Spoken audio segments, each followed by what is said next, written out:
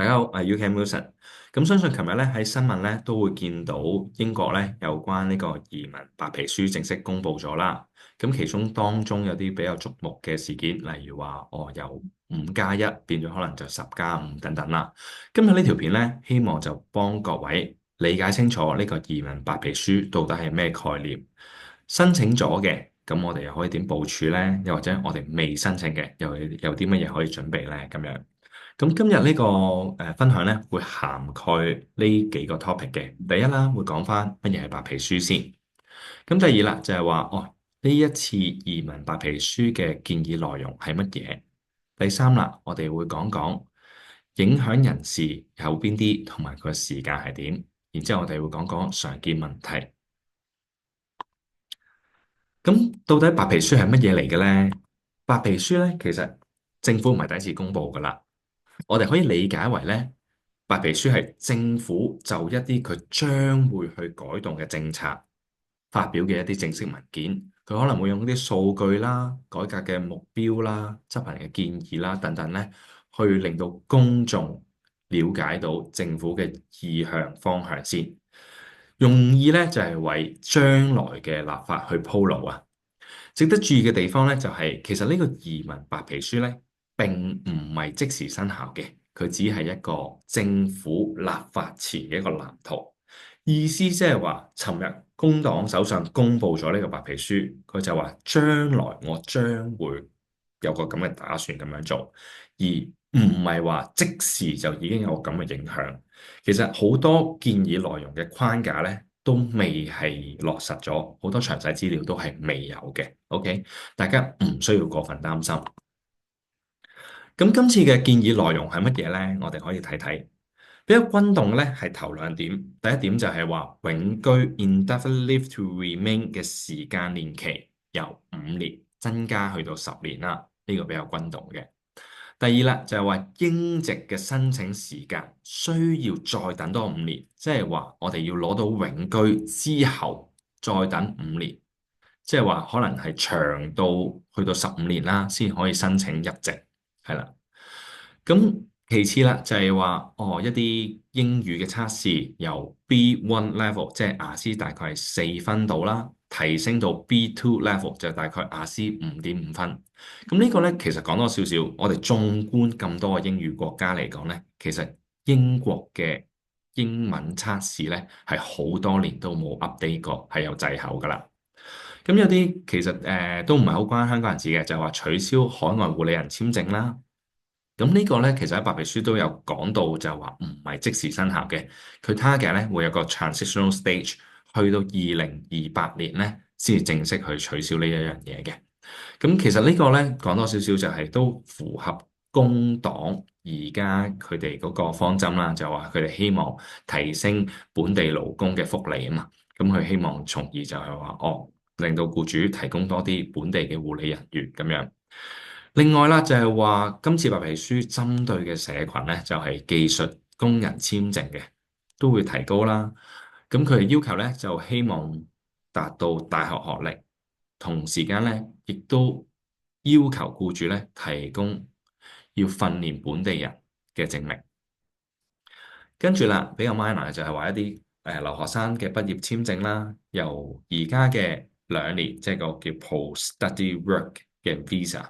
由而家嘅2年縮短去到18個月，係啦。咁其次啦，就係話佢哋希望咧引入一個叫 point-based system，咩嚟嘅咧？就係話去計分制，計翻呢一啲簽證持有人咧對英國嘅貢獻，一啲收入高、納稅多嘅人咧，可能就會由10年慢慢逐步咁減翻去到5年咁樣啦。咁呢個以上咧要重申就係話一啲方向同埋內容啫，實際邊啲人群受影響咧，其實佢係未公布嘅。咁幾時會公布啊？我哋可以睇翻一個預測人士建議同埋個時間啦。先講咗邊啲社群係最受影響啦，技術移民就係最受影響噶啦。其次一啲難民或者庇護申請者啦，一啲國際學生都直接有影響嘅。另外啦，今次會影響到香港人嘅可能就係英語水平嘅申請啦，因為要去到雅思5.5分，咁呢個係相對比較難嘅。值得一提嘅咧，就係佢冇講到話會取消65歲或者65歲以上或者18歲以下嘅申請人個豁免嘅，係啦，即係話如果屋企有老人家佢係65歲以上嘅，按道理咧其實都唔需要考呢個英文試嘅。咁永居申請時間提升至10年咧，佢喺白皮書入邊已經有清楚講到明，英籍嘅家庭咧係會保持5年。更加值得一提咧，就係其實白皮書第266點嗰度咧，佢哋都有講到話，佢哋 We will consult on this change later this year。意思即係話咧，佢哋而家其實都冇一個具體嘅做法，邊啲人群係會受影響去到10年，即係講咗話英籍家庭唔受影響，亦都意味住咧，佢去到今年嘅下半年啦，都唔會生效嘅，因為佢下半年先至去 consult 啫嘛。咁所以呢一度我哋預計其實我哋仲有時間去處理嘅。咁再講講啦，其實英國白皮書咧唔係第一次生效噶啦。咁講緊遠至2012年啦，近至可能係今次 BNO 簽證嘅推出，2020年咧都推出過。用翻今次嘅用翻 BNO 呢一次嘅白皮書為例啦。當其時咧，如果大家有印象咧，係2020年7月公布一個移民白皮書。咁就當其時就公布 BNO 簽證會推出啦，並且咧就即時推出一個叫做 LOTR 嘅入境，俾一啲未有簽證嘅持有人透過 LOTR 嘅方式入境英國定居揾嘢做咁樣。咁嗰陣時咧，其實都搞咗差唔多6個月。2020年7月公布啦，冇記錯應該係7月中嘅，去到2021年1月31號先正式推出 BNO 簽證。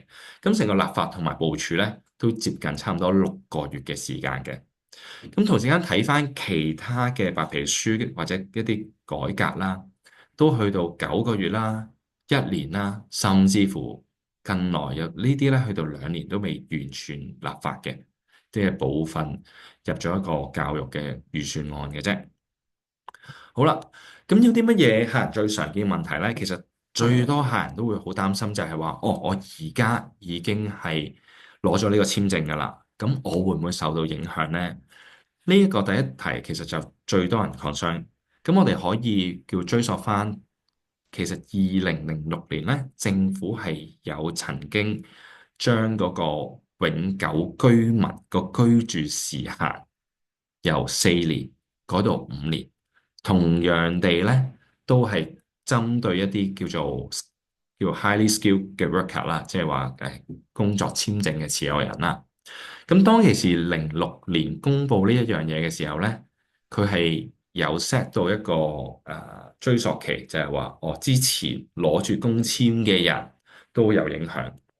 咁問題就嚟啦，今次會唔會咁樣受影響咧？即係話我之前已經申請咗 BNO Visa，過去已經住咗可能2、3、4、5年啦，我就嚟攞永居啦，會唔會受影響咧？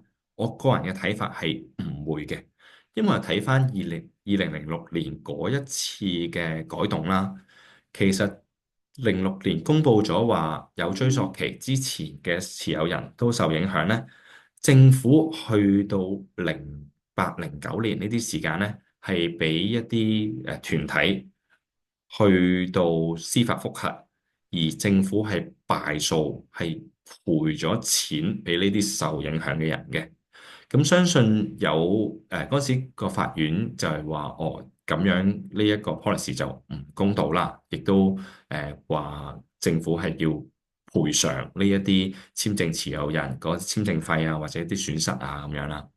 咁相信其實而家工黨見到個咁樣嘅案例喺呢一度咧，要推行呢個叫做由5年改到10年嘅政策咧，過往已經入咗閘嘅申請人係唔受影響，而睇翻06年嗰個改革嘅時候咧，佢都講到明嘅，就係話06年呢個改革日期之前即係呢個生效日期之前已經攞到簽證嘅人咧，其實全部都係跟翻4年，唔係跟5年，亦都叫做意味住，我哋而家係已經攞咗簽證嘅。5年係我哋而家嘅框架，只係公布咗白皮書，未正式立法咧。我哋係一個好好嘅機會，用翻呢一個咁樣嘅情況，係有獲得個咁嘅豁免嘅。咁呢個就係第一樣嘢啦。第二樣嘢，好多人都會擔心對 BNO 簽證持有人有冇影響呢？咁其實去到而家呢刻呢，係未公布嘅。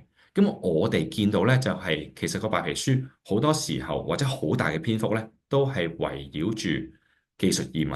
因為技術移民呢，由呢個投資移民 cut 咗之後呢，我哋見到就好似係成為咗一啲冇BNO 嘅人士嘅一個最大機會嘅移民途徑啦。我哋睇翻一個有個叫僱主嘅 sponsor license 擔保嘅牌照啦。其實佢去到最近嗰次公佈咧，已經由2、3萬個全英國去到最近嗰次公佈係9萬幾個。差唔多10萬個都嚟緊噶啦，個升幅咧係升咗差唔多3倍有多嘅。咁所以你見到成個白皮書，如果認真睇嘅話咧，佢都係圍繞住工簽點樣嗰個升幅有幾誇張，所以你會點樣削減呢個人口？咁個人覺得對 BNO 簽證家庭咧，其實佢冇講到啦，但係佢講咗英籍嘅家庭係一定唔關事噶啦。咁所以我覺得對 BNO 簽證嚟講咧，其實我哋都可以再睇多一重，睇下佢嚟緊個框架嘅公佈，先至再決定都未遲。咁第三啦，預計生效時間，其實英國政府咧每年都會興，即係大部分時間啦，都會喺春季啦，即係3、4月嘅時間啦，又或者係秋季9月、10月嘅時間咧，去進行一啲 policy change 嘅。過往10幾年都係咁樣噶啦。咁所以我哋預計咧，第一輪嘅更改可能好大機會發生喺9月或者10月呢啲時間啦，就係一啲 minor 嘅改動。而一啲重大嘅改動，例如話5年變10年嘅框架，或者英籍係咪要再等多5年先至可以申請呢一啲呢？有機會去到26年嘅春季，最快都要呢啲時間先有機會去改動。咁第四啦，立法嘅機會大唔大？咁呢個要睇翻其實之前，如果你有印象呢，喺2月嘅時候，在野黨保守黨亦都講過就係話，5年去到10年啦。咁工黨咧，相對地係比較左派啲嘅，即係比較溫和啲啦。其實佢都有呢個講法。咁另外一個黨新興嘅就係 Reform UK 啦，就再右邊啲嘅，即係話再激進少少噶啦。咁其實3個黨都有同一個目標，就係要削減個移民人口。因為睇翻其實24年係差唔多90幾萬嘅淨流入。